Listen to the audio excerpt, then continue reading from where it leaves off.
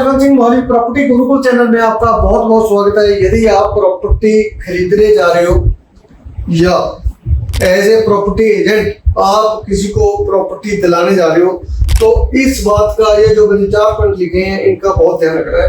Number 1 पे sale agreement है, agreement to cell भी बोलते हैं इसको, इकरारनामा भी बोलते हैं। इकरारनामा बै का मतलब होता है खरीदो फरोख्त। तो आपने इन बातों का ध्यान रखना है। एग्रीमेंट टू सेल में जो भी आपके इंटरेस्ट की बातें हैं वो आपने सफेद कागज पे लिख लेनी है, अपने कहीं भी लिख लेनी है। और जब हमारा एग्रीमेंट तैयार होगा तो वो सारी की सारी बातें उसमें लिखी जानी चाहिए।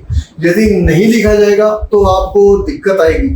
और जब हम सेल एग्रीमेंट करते हैं तो हम सामने वाले से या सेलर से उसके डॉक्यूमेंट वगैरह मांगते हैं। यदि वो डॉक्यूमेंट दे रहा है, आपको फोटो स्टेट दे रहा है, तो आपने उसके ऊपर दिए हुए फोटो स्टेट के ऊपर फोटो स्टेट पेपर है जो उसके ऊपर उसके साइन करवा लेने, ताकि इस बात की ऑथेंटिकेशन हो जाए कि वो पेपर उसी ने ही दिए हैं। ऐसा ना हो कि आपको कहे कि इसने तो पता नहीं कहाँ से पेपर उठा लिए। पेपर आपने जो लेना है उसके ऊपर उसके फोटो कॉपी के ऊपर साइन करवा लें।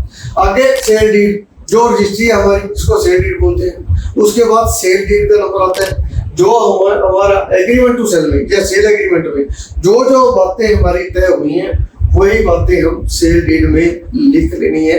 ये बहुत जरूरी है।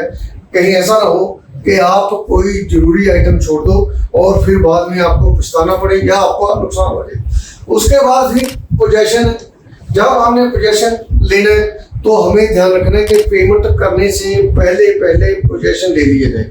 और पोजेशन यदि डिमार्केशन करवा के ले लोगे तो और भी बढ़िया। डिमार्केशन का मतलब है निशानदेही करवाना।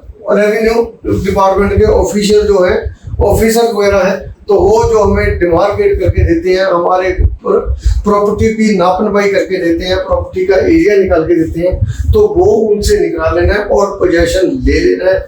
उसके बाद आता है चौथे नंबर पर म्यूटेशन।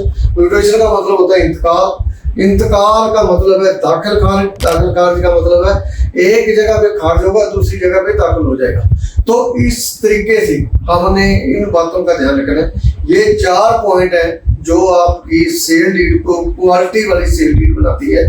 सो उम्मीद करता हूँ ये टॉपिक आपको पसंद आएगा और आपके काम आने वाली चीज है, तो इसके ऊपर आपने थोड़ा ध्यान देना है। यदि आप कॉपी पेन पे नोट कर सकते हो तो ये नोट भी कर लेना है। यदि आप जुबानी याद रख सकते हो तो जुबानी याद भी रख लेनी है। बहुत सिंपल बात है। जब आप करना शुरू करते हो काम तो ये दिक्कतें जो आपको आती हैं, जब जैसे जैसे आप काम करते जाओगे उसी तरीके से दिक्कतें आपकी दूर होती चली जाएंगी। दोस्तों आज के लिए इतनी, मिलता हूँ जल्दी नए टॉपिक के साथ। तो आप कोई आपका सवाल हो कमेंट बॉक्स में लिख सकते हो। वीडियो को लाइक करके शेयर कर देना।